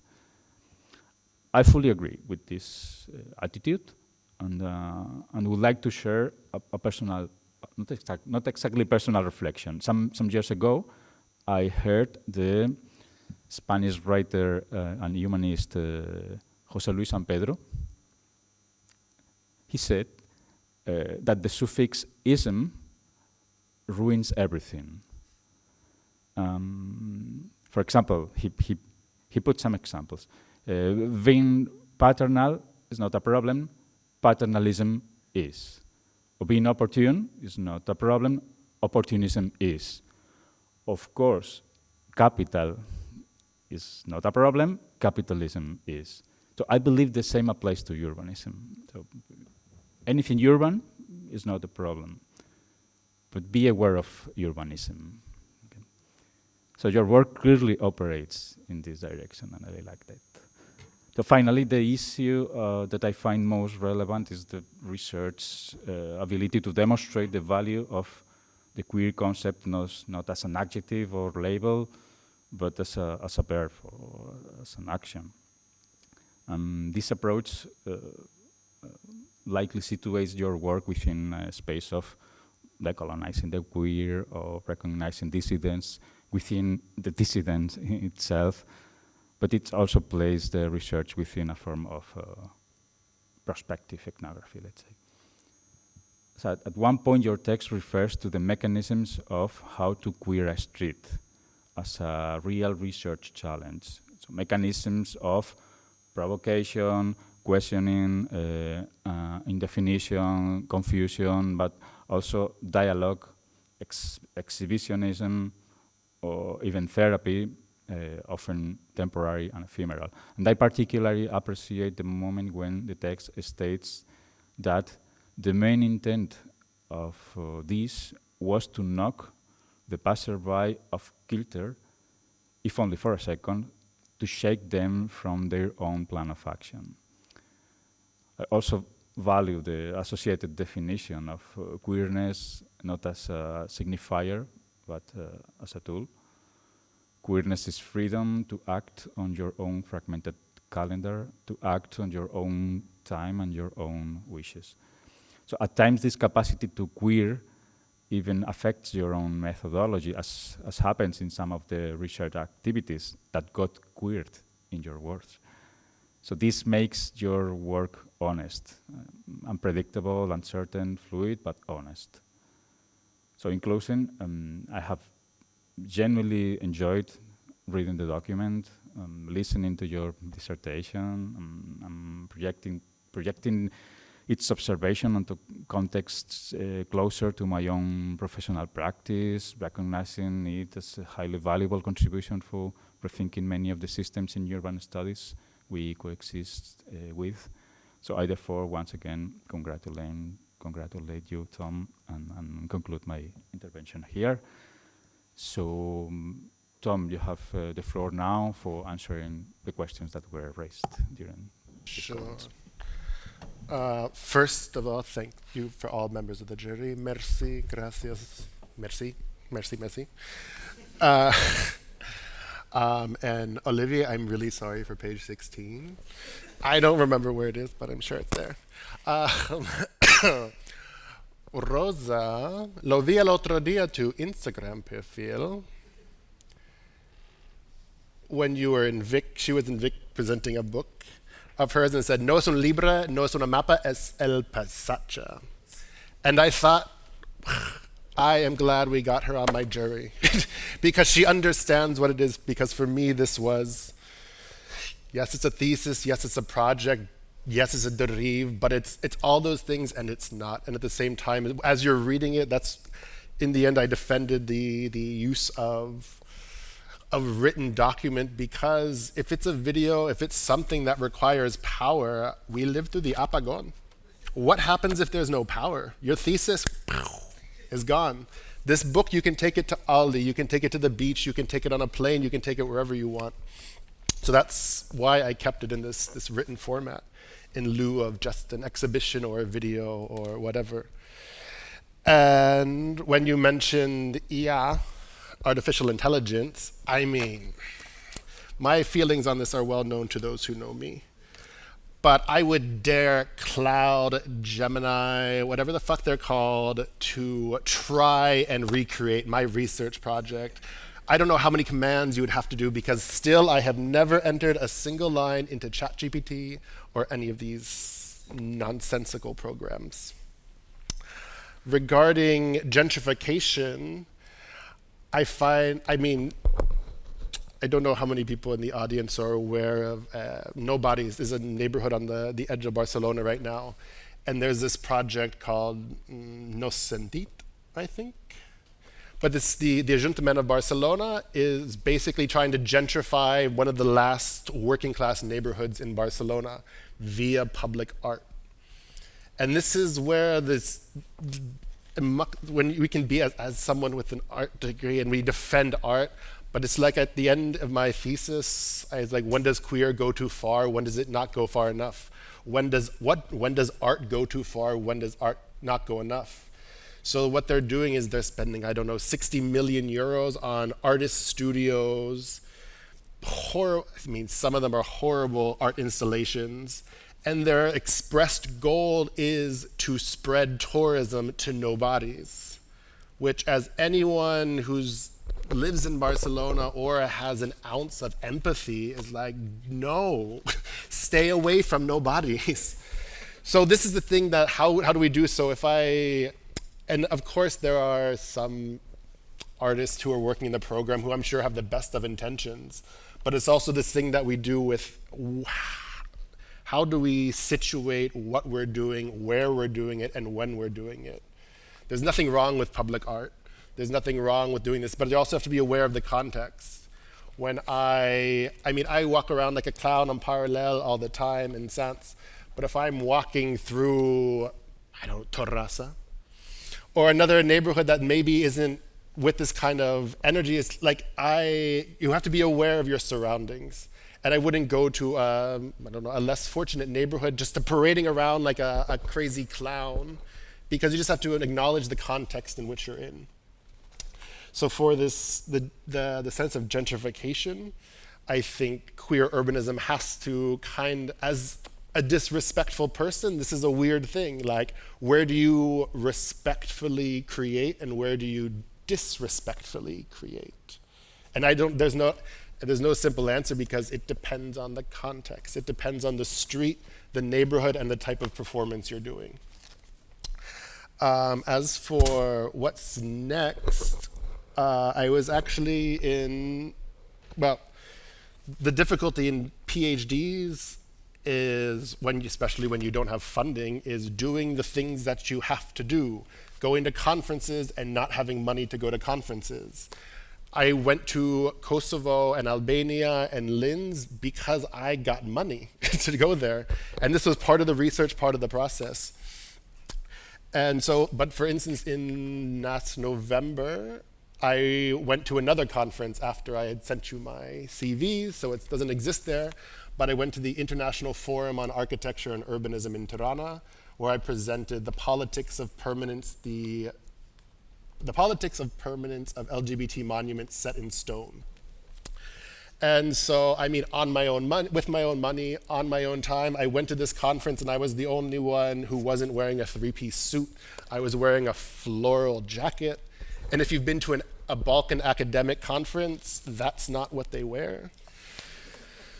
So these are the things where not to toot my own horn, but I don't just talk about queer theory in Barcelona, in these places. I actually go to an architecture conference in Tirana and dress like a clown, talking to these real estate developers. And meanwhile, the talks before and after me were about the radial transformation of Tirana and traffic issues facing the city. And then I'm here talking about the Glorieta de transsexual Sonia in Ciutadella, this transsexual woman who was murdered in 1991 by these neo-Nazis. And there was a bandstand, the Glorieta, in the park. And so my argument was that, yes, there's no monument, but the most important part of the monumentalization of the monument to the Glorieta is that every October 6th, on the anniversary of her death, they have a celebration, and they've done this for the last 20 years. I was here, I don't know if it was the first one, but in 2021, I went there, and they have a roster of young queer artists and her personal friends to do it every year. So these are the important things to keep queer, not just worrying about queering design, but just to keep it going, not just to have a one-off, okay, here's a conference on queer. Great. But what do you do 6 months after? What do you do 1 year after? What do you do 2 years after? And also for what's next is, as I mentioned, I ran out of time. I was doing this project until the summer and then was writing, and with all these travels, some of the videos I showed you, and I deliberately didn't send a file of 2,000 pictures or videos to you because they didn't have any, I'm not the person to just say, okay, here's a WeTransfer file of 6 gigabytes of pictures. Why? Why did I pick you this picture? As you know from my writing, I can be a little neurotic about why every single word in the thesis was picked for a specific reason. So I didn't want to send 200 pictures for nothing. So this is why each video was correlated with a poem about each location. So naturally I have thousands of pictures, hundreds of videos, and I do have some projects in my head. The number one right now is to create, I don't know, everyone talks about the 15-minute city. So the idea is that when I went to each of these locations, instead of thinking about this transportation, the having all of your needs within 15 minutes, the idea was that I picked the spot that I was staying in the city. Within a 15-minute radius, I would take 15 one-minute clips of various parts of each neighborhood. So I have this for Dures, Tirana, Linz, Barcelona, well, Sants. So that's one of the projects. The other one is to develop the poetry, because I actually have, I was thinking about working with someone who's here, the script writer of the #1 podcast in Spain, by the way, right here, Alma Munoz. We had this idea of, because Barcelona, yes, bueno, para no me queda catalán, but this is this battle in Barcelona of English, Catalan, and Spanish. And I think a lot of us said about it, but I think it's that's what makes Barcelona such a dynamic city. Because you have this friction between the guiris, the locals, the visitors. Because this city is as much my city as someone who was born here. She was born in Moncada. He lives in Madrid. But as much as the drunk British tourist walking around without pants on in Gótico, it's all of our city. So that's why Barcelona always, in the end, that's why I stay here, because of this friction that exists. So the idea is to create a kind of poetry book, like this one book I referenced in the thesis, The City Real and Imagined, with C.A. Conrad and Frank something. And it was about about Philadelphia, and it was 2 authors on each page they had a poem about a similar topic, but it was kind of a dialogue with the topic at hand, but also with each other's poetry. So I thought this would be a very interesting idea to do with someone who's from Barcelona or Moncada, and someone who's not, and have this idea of, okay, how do we, I don't know if it's like a kind of pen pal writing process, but this is something to work on in the future, because the poetry was kind of not a last minute addition, last year addition, after being smashed in the face in the Cavafy Museum, full of tears. I took it as a sign from the universe to really involve poetry more into it. And for how what do I hope others to gain from this? Rosa kind of answered it when she said that she went to Aldi because of it. She was imagining I'm not the first one to write about any of this. As we were not queer phenomenology, not queer writing, not poetry, performance, but the act of, because everything about walking in the city, looking around, everyone, the situation is looking around your city, but also what parts of the walks in the city do you pay attention to? Because of course we try to look deeper into a derive. When you have 2 hours to do nothing on a Saturday, and you have the free time to, look around, I'm going to take a walk to Montjuic, walk to the beach, look around. But what about that 4-minute walk between my house and Aldi? I'm going there because I'm rushing around, but in those 4 minutes, I still have time to look around. So I think that's where that's what I hope people to gain, because again, it's not the first one to talk about examining the city around you, but looking at it in a different way in different situations. And also what I hope, as I wrote in the end of my thesis, this was the thesis I wish I read 20 years ago when I was studying.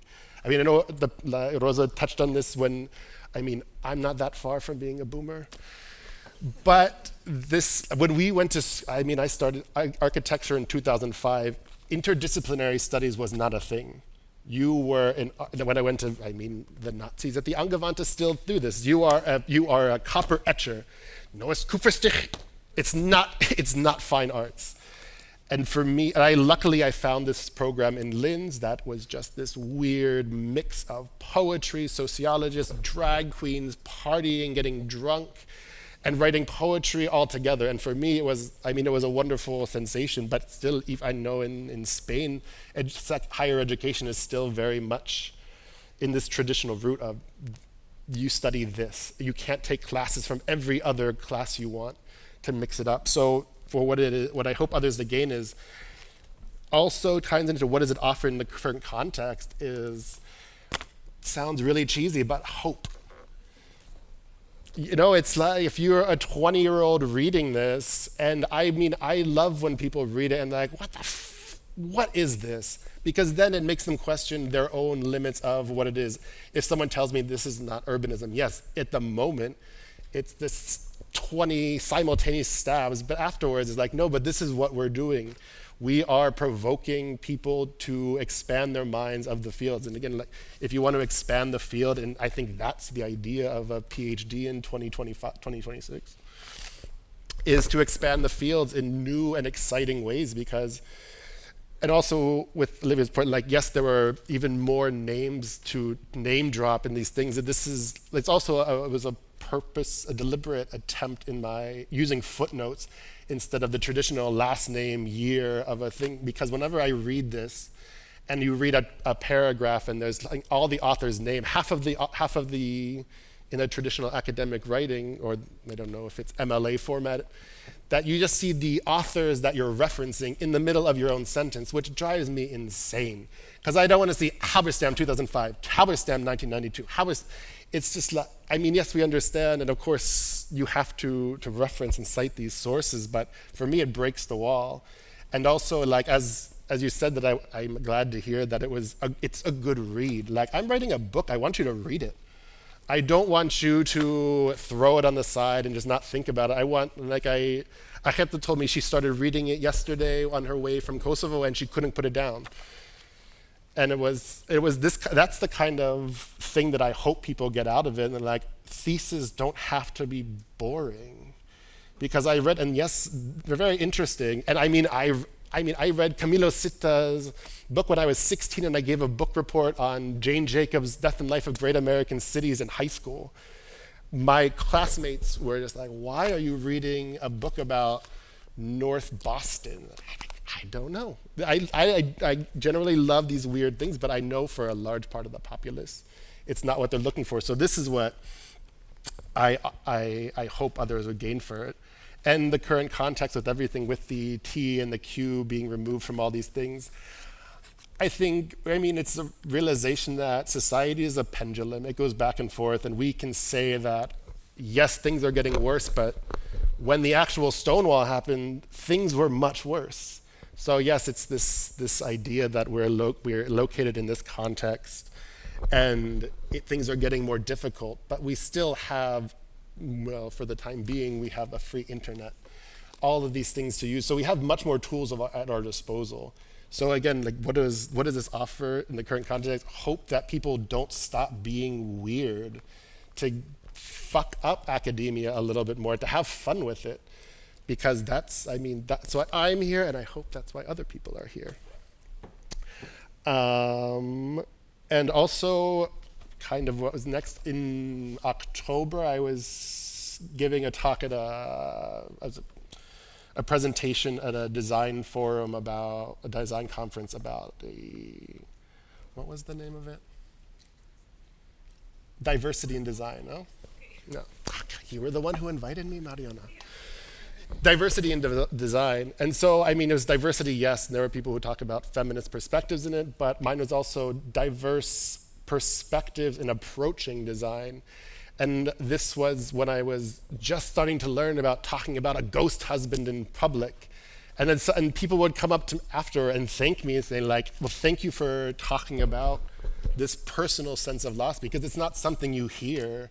You don't normally see a traffic cone crying about a dead ghost husband, but why not? Like, isn't that what we want to do? Again, we're trying to expand and create knowledge. So this is why we're putting ourselves into these weird situations, hoping that the friction creates some kind of interest or beauty from whatever we're in. Did I miss something? Sorry for page 16. How this continues in David's response on urbanism.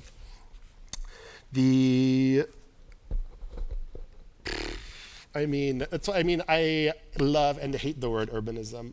I hate it because of the ism, but also when you're talking about queering, isn't that about trying to subvert what? So if I hate urbanism, what's it better to stand outside and to sling mud at it, saying like, urbanism, or to dive inside and go to an urbanism conference and tell them what they don't want to hear?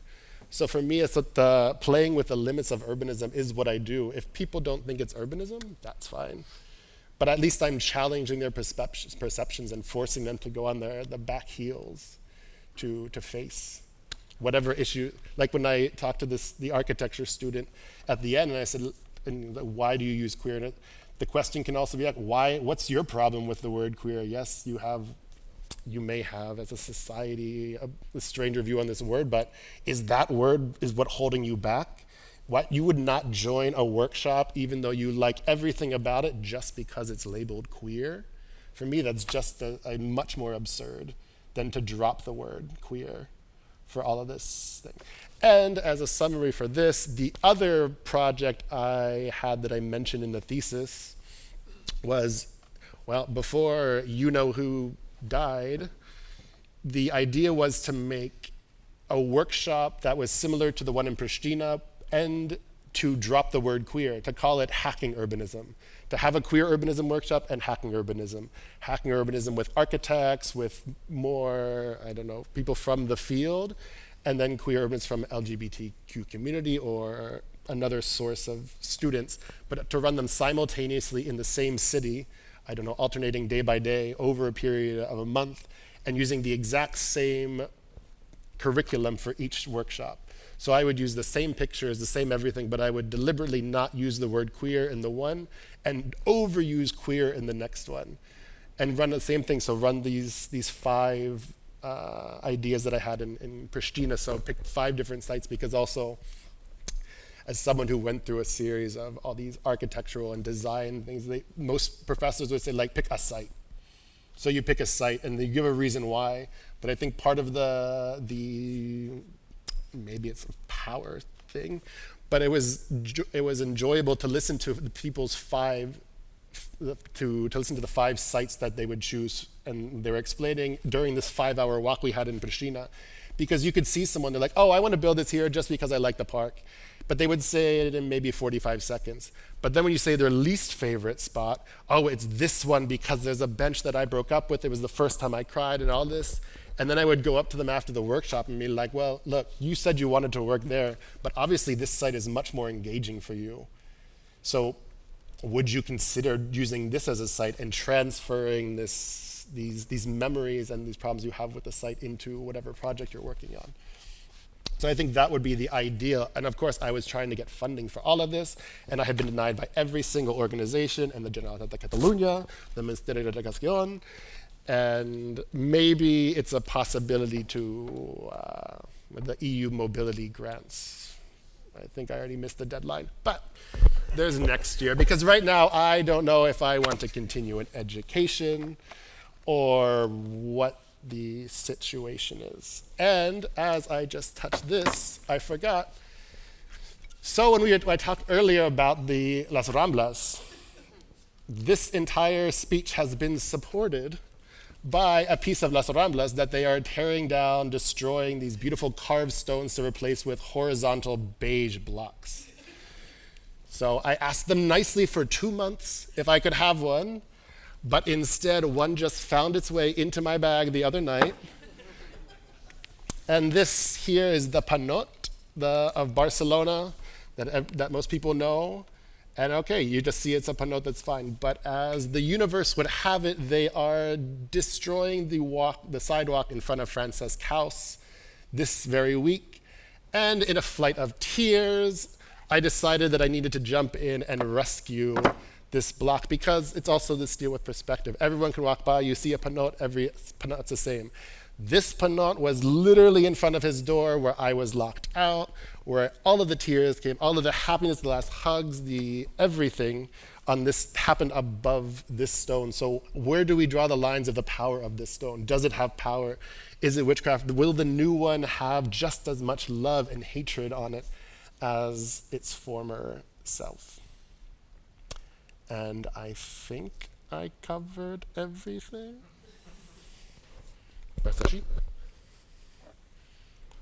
Thank you, Tom.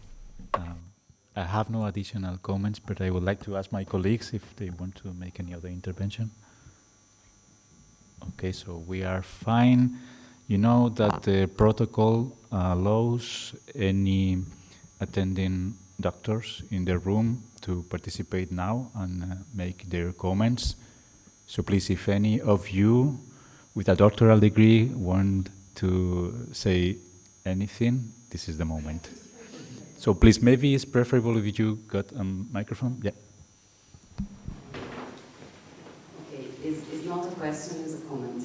And I hope I'll be clear, and it reflects also what all of you have noticed and said so far. I joined a few dots from your comments. The first one was the gentrification and the neoliberal city that I also was reflecting on during the presentation. And while I was reflecting, I was looking at the 500 euros note, not notes, but how do you call it? Notes on the floor. And then I was reflecting on intersectionality. I was reflecting on the isms. Well, he didn't speak about feminism, did he? In the thesis, there is a... and all this brought me to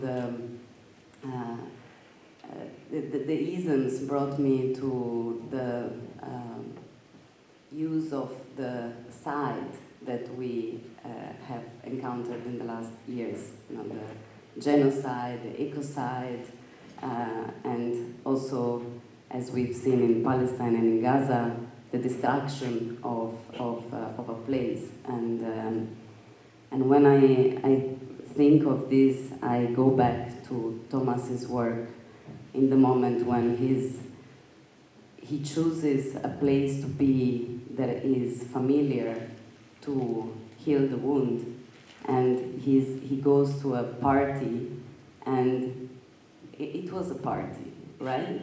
In a garden, in a neighborhood, and he decides to invite the building. And inviting the building meant to knock a door, and then to take something and share it, and that something is the archive, which is a word that I think is very important in all of this work. And this piece of archive has been formulated so many times from the moment it was encountered by Thomas that also ended up here with us today. And it is also made alive by, I have to say here, our presence. And of course, I can say I'm grateful for being here, as this was Thomas's invitation, but I think it's also a very important methodological, but also political choice that Thomas's did, that I was sharing with Ayet yesterday while we were traveling here, because in the gentrified and neoliberal time that we're going through living in the so-called Balkans. And we are used as independent, precarious, cultural workers, activists, trans feminists also, to have a lot of people who touch base and go. Like they come, they do something, a workshop, a presentation, an exhibition, and then they leave, and you don't hear back anymore. No, and you just, you know, of course it's nice to meet people also briefly, there's nothing wrong with it. But for certain it's not at all common to have someone who entertains relationship, and this, it's called sustainability in the methodology, in the methodology of what someone does, whether it's research or art or creative writing or whatever. So this is the archive, the sustainability, and then yes, if I have to quote an Albanian poet, Lulieta Leshnaku, she used to say that negative space is always fertile, and I think we are all here to confirm that through Thomas's work. So this is my comment. Okay, now, so let's move to the final intervention, and we are giving the floor to the PhD supervisors, Professor Mariona Moncunill and Professor Rubén Martínez. Very briefly, thank you, Tom, and congratulations. Congratulations for this incredible book that we have here, not only a thesis. I think you have an incredible capacity for sharing and explaining stories and for making good questions. A big researcher is a person that has capacity for making not only big sentence or affirmations, but big questions. And I've not been able in all this period for supervise your thesis, as you know, and I'm sorry for that. And I want to thank a lot Mariona for leading and doing the good job of supervising this thesis. So thank you so much, Mariona. Thank you, gracias Rosa, David, thank you Olivier. I always say, and I insist a lot in that this is, you know, these dissertations are very protocolary, but at the same time are a space for generosity. And I think that the way the three of you read this thesis, this detail, and the detail of your comments show this, and the dialogue, I'm sure it will continue afterwards. Because of that, I only wanted to say something very fast, which is that I wish that your thesis was a different one, in the sense that I wish that the live events that you had to go through were different, even if it would be a worse thesis. But I'm really amazed on how you managed to do this research and finish your thesis, not despite the things that happened to you, but through the things that happened to you. And you did that like, I don't know, like a magician, like a witch. I'm not sure how. And I think that the amount of people that is here today coming from abroad, and you know, friends and colleagues, and this shows a little bit part of this witchcraft.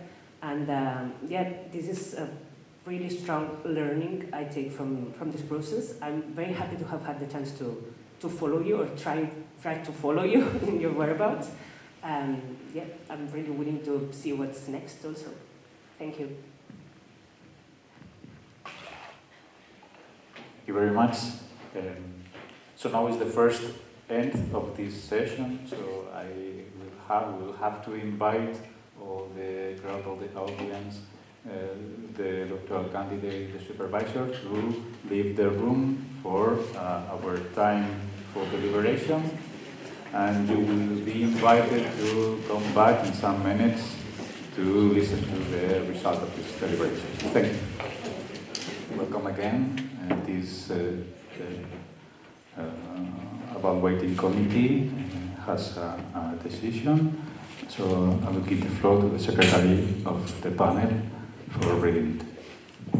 Okay, this is the formal part, the final part of the dissertation and the defense. So, Thomas Stempka, with the title of the PhD Troublemaking, Plasmaking, Dissident Bodies, Deviant Acts, and the Queer Art of the Undefining Urbanism, with the supervisors Mariona Moncunill and Rubén Martínez, Dr. Mariona Moncunill and Dr. Rubén Martínez. The PhD has been on the doctoral program on design and communication. The defense has been face-to-face in English today, that it's 6th of February of 2026, like 6/02/2026. And the undersigning doctoral committee has agreed to award the grade of excellent for this dissertation PhD. As we all decide that it was excellent, the PhD has a new itinerary that can be also agreed with cum laude, but that's the second step of the dissertation. But for now, congratulations, and the PhD has been great as an excellent.